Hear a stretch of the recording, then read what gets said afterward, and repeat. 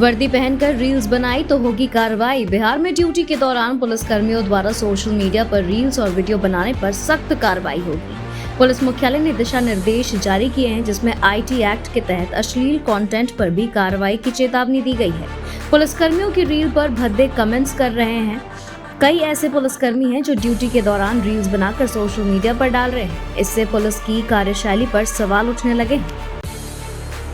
बाढ़ के कारण बिहार के TMBU में टल गई सभी परीक्षाएं। भागलपुर जिले में बाढ़ की गंभीर स्थिति के कारण TMBU के सभी UG, PG, वोकेशनल और प्रोफेशनल परीक्षाओं को अगले आदेश तक रद्द कर दिया गया है। दरअसल TMBU ने स्नातक परीक्षाएं चला रही थी, लेकिन बाढ़ के कारण कई परीक्षा केंद्रों में बाढ़ का पानी प्रवेश कर गया है। साथ ही VV की परीक्षाओं में शामिल होने वाले विद्यार्थी भी प्रभावित हुए हैं। पटना में बनाए जा रहे आयुष्मान कार्ड कहां से बनवाएं और कब तक चलेगा अभियान, जाने। पटना जिले में 23 से 25 सितंबर तक आयुष्मान कार्ड बनाने के लिए जन वितरण प्रणाली की दुकानों पर शिविर लगाए जाएंगे। राष्ट्रीय खाद्य सुरक्षा अधिनियम के लाभार्थियों के लिए यह विशेष अभियान चलाया जाएगा। जिला अधिकारी डॉक्टर चंद्रशेखर सिंह ने सभी योग्य लाभार्थियों के आयुष्मान कार्ड बनाने का निर्देश दिया है। SDO और VDO इस अभियान की निगरानी करेंगे। अभियान के तहत राशन दुकानों पर शिविर लगाकर कॉमन सर्विस सेंटर के माध्यम से कार्ड बनाए जाएंगे। जहानाबाद में CM नीतीश कुमार शिलान्यास करेंगे 150 करोड़ रुपए की योजना। मुख्यमंत्री नीतीश कुमार सोमवार को जहानाबाद के कल्पा गांव दौरे पर आएंगे, जहां वे करीब 150 करोड़ रुपए की योजनाओं का उद्घाटन और शिलान्यास करेंगे। जिला प्रशासन ने पूरी तैयारी कर ली है। रविवार को छुट्टी के बावजूद अधिकारी पूरे दिन कार्यक्रम स्थल पर डटे रहे। जिलाधिकारी अलंकृता पांडे ने 2 बार स्थल निरीक्षण किया और पुलिस अधिकारियों के साथ बैठक कर जरूरी निर्देश दिए। गंगा और पुनपुन उफनाई तो पटना के तीनों स्लुइस गेट हुए बंद। गंगा और पुनपुन नदी का जलस्तर बढ़ने से पटना के तीनों स्लुइस गेट बंद कर दिए गए हैं। नदियों के पानी का दबाव बढ़ने के कारण फिलहाल शहर के नालों का पानी पंप सेट से निकाला जा रहा है। जब तक गंगा और पुनपुन का पानी खतरे के निशान से नीचे नहीं होता, तब तक गेट नहीं खोले जाएंगे। बुडको के अधिकारियों को नालों की निगरानी और जलस्तर पर नजर रखने की जिम्मेदारी दी गई है। स्मार्ट मीटर नहीं लगवाया तो मुफ्त बिजली नहीं मिलेगी, कंपनी के कर्मचारियों को फरमान। South Bihar power distribution company ने अपने कर्मचारियों के लिए निःशुल्क बिजली सुविधा पाने के लिए स्मार्ट मीटर लगाना अनिवार्य किया है। स्मार्ट मीटर नहीं लगाने पर यह सुविधा नहीं मिलेगी। यह कदम स्मार्ट मीटर को बढ़ावा देने और जागरूकता फैलाने के लिए उठाया गया है। कंपनी के इस आदेश से करीब 8,000 कर्मचारी प्रभावित होंगे। केंद्रीय मंत्री नित्यानंद राय का आरोप, राजद ने पिछड़ों अति पिछड़ों को ठगा। केंद्रीय गृह राज्य मंत्री नित्यानंद राय ने कहा कि राज्य ने पिछड़ों और अति पिछड़ों को ठगा है, जबकि भाजपा ने सबको सम्मान दिया है। उन्होंने कहा कि विपक्ष अफवाह फैलाकर राजनीतिक फायदा उठाना चाहता है। नरेंद्र मोदी के सपनों को पूरा करने के लिए बिहार में NDA की सरकार जरूरी है। श्री कृष्ण मेमोरियल हॉल में चंद्रवंशी चेतना मंच के 25वें स्थापना दिवस पर आयोजित सम्मेलन में उन्होंने जंगल राज की वापसी रोकने की बात भी कही। 69,000 शिक्षक भर्ती विवाद में उछला EWS आरक्षण का मुद्दा। हाईकोर्ट में 16 अक्टूबर को होगी सुनवाई। 69,000 शिक्षक भर्ती में आरक्षण विवाद के चलते हाईकोर्ट के नए चयन सूची बनाने के आदेश के बाद अब EWS आरक्षण का मुद्दा सामने आया है। EWS अभ्यर्थियों ने 10% आरक्षण की मांग को लेकर हाईकोर्ट में याचिका दायर की थी। इस मामले की सुनवाई 16 अक्टूबर को इलाहाबाद कोर्ट के डबल बेंच में होगी। वहीं सुप्रीम कोर्ट में भी इस भर्ती में मामले की सुनवाई आज ही होनी है, जहां पिछली सुनवाई में हाई कोर्ट के आदेश पर रोक लगाई गई थी। नवादा अग्निकांड के पीड़ितों से मिल मांझी ने उठाई CBI जांच की मांग। पूर्व मुख्यमंत्री और केंद्रीय मंत्री जीतन राम मांझी ने नवादा के कृष्णा नगर में आगजनी से प्रभावित परिवारों से मुलाकात की और घटना को दुखद व शर्मनाक बताते हुए CBI जांच की मांग की। उन्होंने कहा कि यह घटना कई घरों की है और कहा कि पीड़ितों का जमीन विवाद को लेकर न्यायालय में 1995 से टाइटल शूट चल रहा है। मांझी ने भूमाफियाओं पर जमीन हड़पने का आरोप लगाया और जिला प्रशासन पर सच्चाई छिपाने का आरोप लगाते हुए कहा कि पीड़ित परिवार 1966 से वहां रह रहे हैं, न कि 3 साल से। गया के गालीबाज थानेदार का ऑडियो वायरल। बिहार के गया जिले के आमस थाने के एक पुलिस अधिकारी और एक व्यक्ति की बातचीत का 2 मिनट 23 सेकंड का ऑडियो सोशल मीडिया पर वायरल हो रहा है। इसमें पुलिस अधिकारी पूर्व मंत्री मुकेश सहनी को गालियां देते हुए खुद को मुख्यमंत्री नीतीश कुमार का रिश्तेदार बता रहा है। ऑडियो में आपराधिक घटना की पीड़ित से पुलिस अधिकारी की बातचीत हो रही है, जिसमें अपमानजनक भाषा का इस्तेमाल किया गया है। एसएसपी आशीष भाटी के निर्देश पर मामले की जांच एक आईपीएस अधिकारी को सौंपी गई है। आप एमएलए अमानतुल्लाह खान की न्यायिक हिरासत 7 अक्टूबर तक बढ़ी। दिल्ली की राउज एवेन्यू कोर्ट ने आम आदमी पार्टी विधायक अमानतुल्लाह खान की न्यायिक हिरासत 7 अक्टूबर तक बढ़ा दी है। उन्हें Delhi Waqf board money laundering मामले में 2 सितंबर को ईडी ने गिरफ्तार किया था। कोर्ट ने अमानतुल्लाह की एक मांग मान ली, जबकि 2 अन्य मांगों पर जेल अधिकारियों से रिपोर्ट मांगी है। कोर्ट ने आरोपी को अपना मेडिकल रिकॉर्ड साथ रखने की अनुमति दी और इलेक्ट्रिक कैटल व ग्लूकोज मीटर ले जाने की अर्जी पर 25 सितंबर को सुनवाई करेगा। राम लक्ष्मण के नाम पर मनीष सिसोदिया पर भड़की बीजेपी। दिल्ली के मुख्यमंत्री अरविंद केजरीवाल ने इस्तीफा देने के बाद रविवार को जंतर मंतर पर जनता की अदालत लगाई, जहां उन्होंने बीजेपी और प्रधानमंत्री नरेंद्र मोदी पर गंभीर आरोप लगाए। मनीष सिसोदिया ने भी ईडी और बीजेपी पर तोड़ने का आरोप लगाया और उन्होंने अपनी तुलना लक्ष्मण से करते हुए कहा था कि लक्ष्मण को राम से अलग करने की कोशिश की गई थी। बीजेपी नेता शहजाद पूनावाला ने सिसोदिया के बयान को राम लक्ष्मण का अपमान बताते हुए कहा कि शराब घोटाले के रावण की तुलना भगवानों से करना अस्वीकार्य है। उन्होंने कहा कि रामायण की सीख के अनुसार वचन निभाना सबसे महत्वपूर्ण है, जबकि सिसोदिया ने बार बार अपने वादे तोड़े हैं। जनता अदालत फर्जी लगाई, दिल्ली की जनता भ्रष्टाचार से परेशान। बीजेपी दिल्ली भाजपा की युवा इकाई ने रविवार को कनॉट प्लेस में आम आदमी पार्टी सरकार के खिलाफ प्रदर्शन किया, जिसमें अरविंद केजरीवाल की जनता अदालत को फर्जी बताया गया। भाजपा युवा मोर्चा के अध्यक्ष सागर त्यागी की अगुवाई में हुए इस प्रदर्शन में दिल्ली भाजपा के अध्यक्ष वीरेंद्र सचदेवा और अन्य भी शामिल थे। सचदेवा ने कहा कि दिल्ली की जनता केजरीवाल सरकार के भ्रष्टाचार से परेशान है और उन्हें जवाब देना होगा। उन्होंने कहा कि केजरीवाल को समझना चाहिए कि जनवरी-फरवरी 2025 में चुनाव होंगे और जनता भाजपा पर भरोसा जताएगी। केजरीवाल ने जनता की अदालत में सरकारी घर छोड़ने का ऐलान किया। दिल्ली के मुख्यमंत्री अरविंद केजरीवाल ने मुख्यमंत्री पद से इस्तीफा देने के बाद अपना सरकारी घर भी छोड़ने का ऐलान किया है। उन्होंने नवरात्रि पर घर खाली करने की बात कही और कहा कि वह दिल्ली की जनता के बीच रहेंगे। जंतर मंतर पर जनता की अदालत लगाकर उन्होंने कहा कि दिल्ली का चुनाव मेरी अग्नि परीक्षा है। अगर आपको लगता है कि हमने काम किया है तो केजरीवाल ईमानदार है, तभी झाड़ू का बटन दबाना। हरियाणा में कुमारी शैलजा की नाराजगी के बीच मायावती ने साधा निशाना। हरियाणा विधानसभा चुनाव में प्रत्याशियों की सूची जारी होने के बाद कुमारी शैलजा की नाराजगी के बीच मायावती ने दलित नेताओं का मुद्दा उठाया है।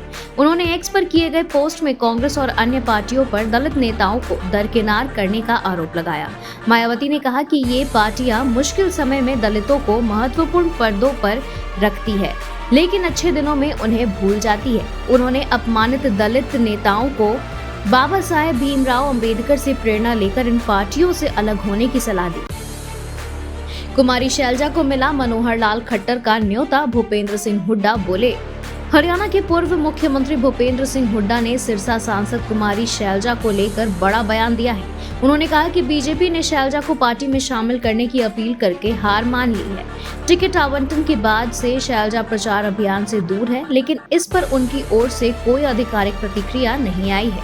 हुड्डा ने शैलजा को एक वरिष्ठ और जिम्मेदार नेता बताते हुए उनकी तारीफ की और कहा कि पूर्व सीएम मनोहर लाल खट्टर के शैलजा को भाजपा में शामिल होने की पेशकश के बाद भाजपा ने हार मान ली है। तिरुपति मंदिर में गड़बड़ी की जांच करेगी एसआईटी, सीएम नायडू का फैसला। तिरुपति बालाजी मंदिर के लड्डुओं में जानवरों की चर्बी मिलने के जांच के लिए सीएम नायडू ने एक विशेष जांच टीम गठित करने का फैसला लिया है। नायडू ने प्रेस कॉन्फ्रेंस में बताया कि एसआईटी इस मामले की गहराई से जांच करेगी और रिपोर्ट सौंपेगी, ताकि दोषियों को सजा मिल सके और भविष्य में ऐसी घटनाओं से बचा जा सके। त्रिपुरा में कांग्रेस विधायक को एमएलए हॉस्टल खाली करने का नोटिस। त्रिपुरा विधानसभा ने कांग्रेस वर्किंग कमेटी के सदस्य सुदीप राय बर्मन को डेवलपमेंट से जुड़े कामों के हवाले से 1 महीने के अंदर हॉस्टल खाली करने का नोटिस दिया है। कांग्रेस के प्रदेश अध्यक्ष आशीष कुमार साहा ने कहा कि यह पूरा मामला राजनीति से प्रेरित है और विधायक को नीचा दिखाने की कोशिश की जा रही है। उन्होंने कहा कि यह नोटिस बर्मन द्वारा आदिवासी कल्याण मंत्री देबा वर्मा पर भ्रष्टाचार के आरोप लगाने के बाद दिया गया है, ताकि उन्हें सच बोलने से रोका जा सके। जम्मू कश्मीर में पहली बार वोट डालेंगे हजारों परिवार, 7 दशक बाद बने नागरिक। जम्मू कश्मीर के विधानसभा चुनाव इस बार कई मायनों में अलग है। लद्दाख अब एक केंद्र शासित प्रदेश है। आर्टिकल 370 और 75A समाप्त हो चुके हैं। जम्मू कश्मीर पूर्ण राज्य नहीं, पहली बार ऐसे हजारों लोगों को मतदान करने का मौका मिलेगा जो अब तक जम्मू कश्मीर के चुनाव में सिर्फ मुख्य दर्शक हुआ करते थे। ये वे लोग हैं जो 1947 में पाकिस्तान से आए थे और अब तक नागरिकता नहीं मिल पाई थी। अब आर्टिकल 370 हटने के बाद उन्हें नागरिकता, जमीन खरीदने और नौकरी का अधिकार मिला है, जिससे वे लोकतंत्र का हिस्सा बन सकते हैं। चुनाव आयोग की टीम आज आएगी रांची, राजनीतिक दलों के साथ होगी मंथन। भारत निर्वाचन आयोग की 12 सदस्यीय टीम 23 सितंबर को सुबह 9 बजे रांची पहुंची। इस टीम का नेतृत्व मुख्य निर्वाचन आयुक्त राजीव कुमार ने किया, जिसमें 2 निर्वाचन आयुक्त और अन्य अधिकारी भी शामिल थे। टीम झारखंड विधानसभा चुनाव की तैयारी को लेकर विभिन्न पहलुओं पर मंथन करेगी। 23 सितंबर को होटल रेडिएशन ब्लू में राजनीतिक दलों के साथ बैठक होगी, जिसमें 6 राष्ट्रीय और 3 क्षेत्रीय पार्टियों के प्रतिनिधि शामिल होंगे। इसके बाद मुख्य सचिव और डीजीपी के साथ भी बैठक होगी। चीनी आक्रामकता से निपटने की तैयारी, रक्षा मंत्री ने सेना में बड़े बदलावों को दी मंजूरी। चीन की बढ़ती आक्रामकता को देखते हुए सरकार ने भारतीय सेना में अहम बदलाव किए हैं। रक्षा मंत्री राजनाथ सिंह ने सेना के नए सालाना बजट को मंजूरी दी है, जिसमें सीमा पर तैनात कमांडरों को वित्तीय मामलों में अधिक शक्तियां मिलेंगी। इससे वे जल्दी से जरूरी उपकरण खरीद सकेंगे और सेना की तैयारियों को बेहतर बना सकेंगे। पीएम मोदी के साथ अमेरिका क्यों नहीं गए, एनएसए अजीत डोभाल। प्रधानमंत्री नरेंद्र मोदी के अमेरिका दौरे में राष्ट्रीय सुरक्षा सलाहकार अजीत डोभाल का शामिल न होना चर्चा का विषय बन गया है। क्वाड नेताओं की बैठक में मोदी के साथ विदेश मंत्री एस जयशंकर और अन्य वरिष्ठ अधिकारी थे, लेकिन डोभाल अनुपस्थित रहे। पूर्व सीएम मनमोहन सिंह के सलाहकार संजय बारू ने ट्वीट किया कि शायद यह पहली बार है जब पीएम के साथ एनएसए नहीं गए हैं। कहा जा रहा है कि अमेरिका की एक कोर्ट ने डोभाल के नाम पर समन जारी किया था, जिससे वह यात्रा नहीं कर सके। राहुल गांधी का बयान सही पर सिखों ने कांग्रेस के शासन में हुआ नरसंहार। कांग्रेस सांसद राहुल गांधी के अमेरिका में सिख समुदाय को लेकर दिए बयानों पर चर्चाएं जारी है। तख्त दमदमा साहिब के जत्थेदार ज्ञानी हरप्रीत सिंह ने उनके बयानों को सही बताया, लेकिन यह भी कहा कि कांग्रेस के शासन में सिख समुदाय की स्थिति ठीक नहीं थी।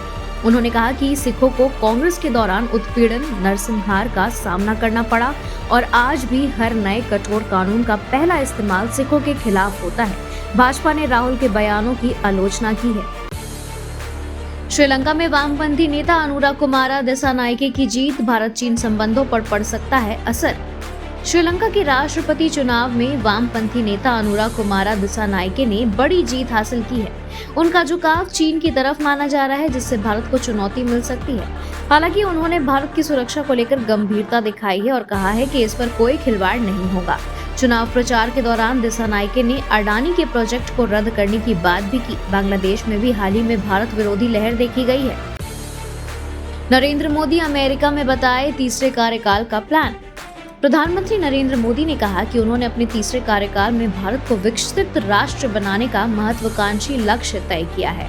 न्यूयॉर्क में भारतीय अमेरिकियों को संबोधित करते हुए मोदी ने कहा कि आज भारत अवसरों की भूमि है और 60 साल में पहली बार ऐसा जनादेश मिला है।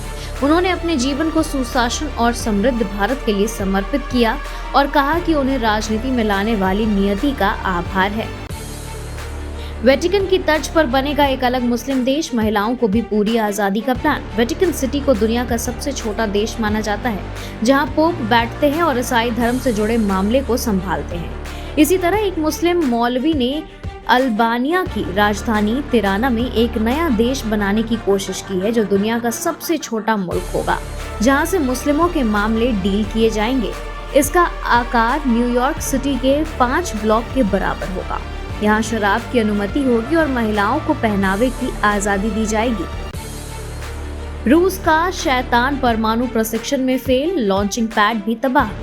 रूस की सबसे खतरनाक परमाणु मिसाइल की टेस्टिंग फेल हो गई है। यह चौथी बार है जब रूस की बैलिस्टिक मिसाइल का प्रशिक्षण फेल हुआ है। इस मिसाइल को रूस का शैतान यानी सातान 2 का भी कहा जाता है। लॉन्चिंग के दौरान मिसाइल उड़ान भरने से पहले ही फट गई। इससे लॉन्चिंग पैड भी तबाह हो गई। अमेरिका पहुंचे जेलेंस्की, बाइडेन, कमला हैरिस और डोनाल्ड ट्रंप को बताएंगे विक्ट्री प्लान। रूस से जंग के बीच यूक्रेनी राष्ट्रपति वोलोदिमीर जेलेंस्की संयुक्त राष्ट्र महासभा के सत्र में भाग लेने के लिए रविवार को अमेरिका पहुंचे। जेलेंस्की रूस के साथ 2.5 साल के युद्ध को समाप्त करने के लिए विक्ट्री प्लान लेकर अमेरिका पहुंचे हैं। AFP की रिपोर्ट है कि इस योजना को जेलेंस्की राष्ट्रपति जो बाइडेन, उपराष्ट्रपति कमला हैरिस और राष्ट्रपति उम्मीदवार डोनाल्ड ट्रंप के सामने पेश करेंगे।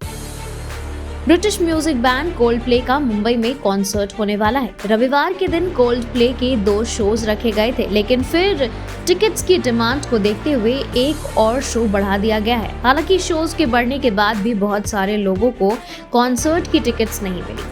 टिकट न मिलने वालों की लिस्ट में करण जौहर भी हैं। फिल्म डायरेक्टर और प्रोड्यूसर करण जौहर ने खुद इंस्टाग्राम पर स्टोरी शेयर कर कहा, डियर प्रिविलेज, मुझे अच्छा लगता है कि कोल्डप्ले और मिनी केली हमेशा आपको जमीन से जोड़े रखते हैं। टीम इंडिया ने WTC 2025 फाइनल की ओर बढ़ाए कदम।